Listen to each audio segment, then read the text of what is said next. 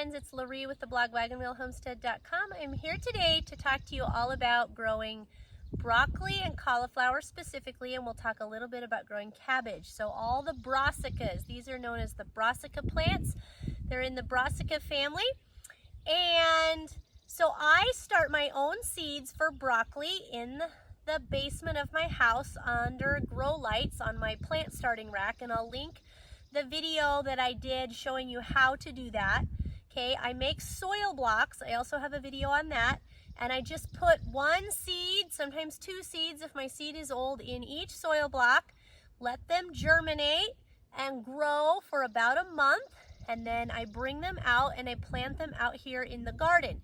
Now, broccoli, cauliflower, and cabbage are unique in the fact that they like to grow when it's cold. So you can plant them really early in the year. You can plant them well before your last frost date. So I plant these 3 to 4 weeks before my last frost date. I look at my forecast, make sure we're not supposed to get a foot of snow or something, and then I plant my seedlings, and they love it. So I'm out here planting broccoli that was seeded in soil blocks, and I just love soil blocks. So if I can show you here. Just gonna take one. See how the roots are just all there and the whole thing is together? I'm just gonna set it right down in that hole, and those roots are ready to just keep right on growing. So simple, and it really doesn't disturb the root system as much as if you grow in a plastic cell tray. I mean, either one works, right? Like, it's all good. But I just wanted to show you how amazing these little soil blocks are. See? Just stick it right in. Just like that. Yep. Getting all the brassicas in. And so I do not grow them with a cover. Okay, this is a cover right here over my lettuce. This is a shade cloth cover, okay? But you could do something similar over your brassicas if you wanted to keep the cabbage butterflies and the cabbage worms at bay. So cabbage butterflies, if you're not familiar with them, they're little white butterflies. They fly around and they lay their eggs on the brassica plants, and then the eggs hatch and the worms feed on the plants, and that's what causes all of the holes, okay, in the leaves of these plants. Now, a lot of people have a lot of trouble with cabbage worms and butterflies. I don't have as much trouble, and here's why. I plant these plants really early, like I mentioned, and by the time the cabbage butterflies are flying around, which is only when it's above 90 degrees, okay? By the time they are flying around and laying their eggs, these plants are big enough that even though they get a few worms on them, it's not enough to like completely damage the crop, okay? So I do not sell my broccoli at farmer's market, because there is an occasional worm in my broccoli. What I do is I just take it to the house, soak it in salt water, okay, steam it and put it in the freezer. The salt water, when you soak it in salt water, all of the worms come out of it, okay? So it's like no problem for me. It's not really worth me trying to put a hoop over this. Keep the covering. You would put a different kind of covering over it. You'd actually put row cover. It's called insect cover, really super thin over it. It's really easy to get a hole in it. You know, I may do that at some point and try to take some to market, but I tell you, for me and my family, it's just fine to plant them early. And I find that the worms don't bother them once they're this big. Yeah, there's a little bit of damage on the leaves, but it doesn't damage the crop, okay? Now, right here, I have some small cabbages that I planted later because I don't want all of my cabbage to be ready like super early in the year all at one time. These I have to kind of watch, okay? Because since they're smaller, if the worms start eating these, they could like really slow down or decimate the crop, versus my bigger cabbage plants, which I will show you.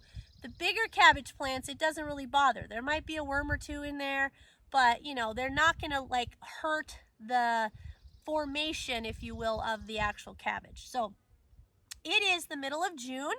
Okay, it's been 60 days since I planted these, and if you look at the timing for most broccoli that you purchase, it will say, you know, 60 days, right, until it's harvest. And that's the case with this. So what we're gonna do is we're gonna cut off the broccoli and a bunch of the cauliflower today, the main heads. So what they do is they produce a main head, okay, broccoli head like you would buy at the grocery store. That's what you're used to buying. But then don't pull up your plant, leave your plant there, because it will produce side shoots. And in fact, when you buy broccoli seeds, some of it will say, you know, this variety is a really good producer of side shoots or whatever, okay? So all of the little side shoots then you can keep harvesting throughout the summer. Okay, so it's really, really important to harvest when the broccoli is ready. Most of this broccoli is honestly 2 or 3 days farther along than what I would like it to be. My kids and I were sick with a cold this week. It's really bad timing to be sick in the summer, which we never are sick in the summer. I don't know what the deal is, but anyway, so I didn't get out here earlier this week to harvest like I should have, but we're gonna go ahead and do it today. And I'm gonna show you, you want to harvest when the heads are really tight together, okay? What you're eating when you eat broccoli is you're eating the flower, basically, okay? And so if you leave the broccoli head and you do not harvest it, it actually turns in, it opens up and it turns into flowers and starts producing seed for the next season, okay? And once it starts to flower, it really gets a strong taste, and it's really not something that you're probably gonna wanna eat, okay? I have one that's already started to go to flower just by accident, but it's a good example for you. So I'll show you that one we're probably not gonna wanna eat. I'm still gonna harvest it and just probably feed it to the cows, okay, or put it in the compost pile, and then let it grow its side shoots. Because what happens is when you're taking off the broccoli head, when you're cutting off the flowers, the plant says, oh, there went my chance to reproduce. I'm not gonna be able to reproduce because I don't have any flowers left. I don't have a chance to make seed. I better send up another side shoot, another broccoli head, and it doesn't produce a full head. It just produces small little shoots, but it's like its last fatal attempt to produce seed, okay? And so that's good because you can get a lot more side shoots and you can have broccoli throughout the rest of the season for fresh eating. Really great to dip into ranch. It's great for broccoli salad. You know, broccoli is one of the healthiest foods on the planet. And I tell you, if you don't really like broccoli, you need to grow some and you need to eat it out of the garden because the flavor is so much better. It's so much less strong than what you might eat at the store or even what you might get frozen, okay? So you can see a few little cabbage butterflies flying around here, so you have an idea of what I'm talking about. So anyway, I'm gonna go ahead and harvest this. I'm just gonna cut it off, put it in the bowl, and then I will show you what we do to steam it. It's a really simple process. Basically, we just put some water in a pot, put the broccoli, I usually cut it into kind of, serving size chunks. Put it into the pot, we steam it for 3 minutes. So bring it to a boil, steam it for 3 minutes. We take it out and just dump it in ice cold water to get it cooled off, and then we put it in bags and put it in the freezer. It's really fast and easy, and then we have it all winter long alongside salmon or steaks or burgers, anything, all winter long. Put it in soups, just eat it, plain, steam it and eat it plain. So good. But don't forget, when you have fresh broccoli, to eat some fresh dipped in ranch, and then also don't forget to make a broccoli salad, because broccoli salad with raisins in it and stuff, nuts, oh, so good, so good. So let's get this harvested, and if you have any questions, please drop them in the comments below. What we're talking about here on this channel is how to grow, preserve, and cook your own food to reduce your dependence on the grocery store, okay? So we want you to learn how to cook from scratch, but not only that, how to cook your own food that you've grown yourself from scratch, okay? And so if you're interested in that kind of thing, in food security and self-sustainability and homesteading, be sure to subscribe. We also talk a lot about sourdough and home dairy. We make all of our own dairy products here. We're a homesteading family in Nebraska. All right, so here's the broccoli heads. You see how they're just starting to open up? They're not super tight. This one's definitely ready to be picked, okay? This one's maybe a couple days too far gone. See how, it's still gonna be fine, but it's not gonna have quite as much flavor or be quite as mild as if I'd have picked it 2 or 3 days ago. See how it's starting to turn into flowers, okay? And this one is nice and tight. This one's perfect. See how he's really tight? Okay, no really flower formations. That one's probably okay. Anyway, they're all getting picked anyways. This one's nice and tight. He's small. I may even leave him just a little bit longer. Okay. But I want to come over here and show you the one that's all flowered out, the one that I missed. He's over here in the garlic. See, look at him. Okay, he's too far gone. You don't want to eat him. I'm just gonna, in fact, most of the time I use a knife, but for him, I'm just gonna snap it off, okay? And this will grow back a whole bunch of side shoots. Now, cauliflower are a little bit different. Cauliflower plants are really neat. Most of them are what they call self-blanching. What that means is that the plant is designed to grow so that the leaves cover up the head. If the sun gets to this cauliflower head, it will turn it like yellow or weird colors, and it kind of changes the look and the flavor. So see how they want to kind of cover up the plant and keep it shaded? See, here's one that's going to be forming. I don't know if you can see. See him? And he's all covered up. Okay, that's what they mean by self-blanching. Now, cauliflower does not grow side shoots.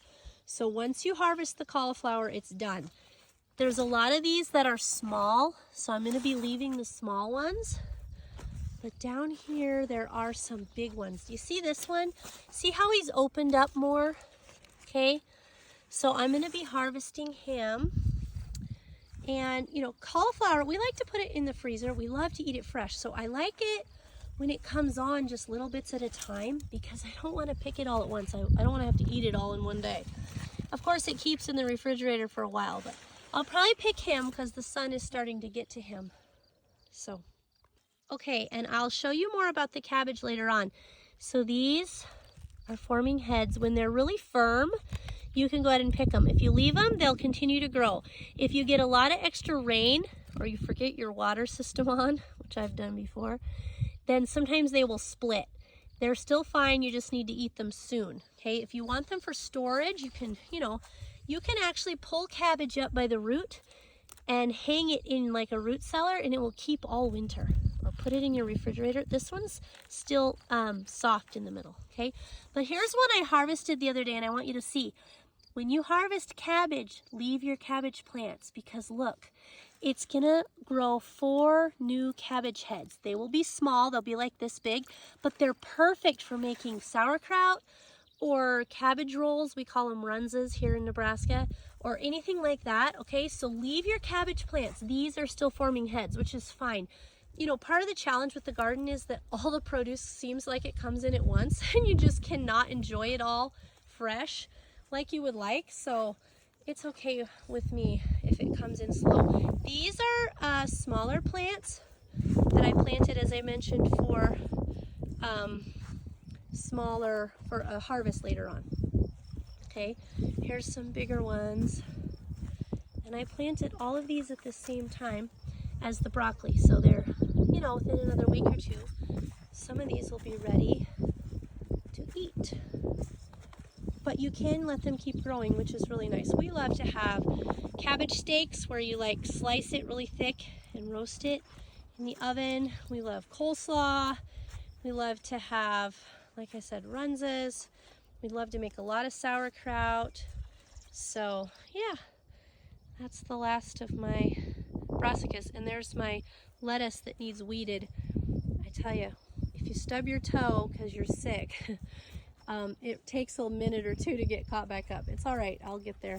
My other project for this afternoon is twining up and finishing the pruning on all those tomatoes. So one thing at a time, right? One thing at a time. All right, let's harvest some broccoli and cauliflower. Okay, so what I'm gonna do is I just have a knife, okay? I'm just gonna cut right at the base of the head. Okay, and there's your broccoli head.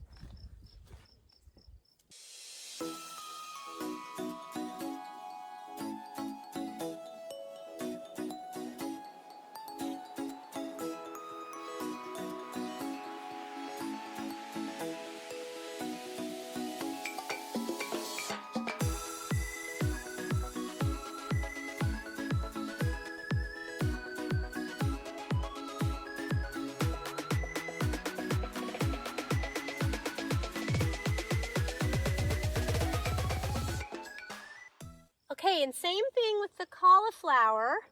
I'm just gonna take my knife and right at the base of the head,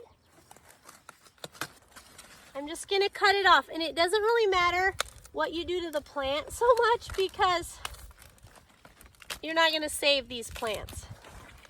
You can pull them out. They're not gonna produce anything else. But look at that beautiful head of cauliflower. So just soak it in some salt water and put it in your fridge and make a big batch of homemade ranch.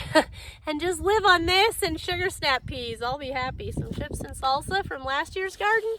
I'll be happy girl. So, see what else here I want to harvest.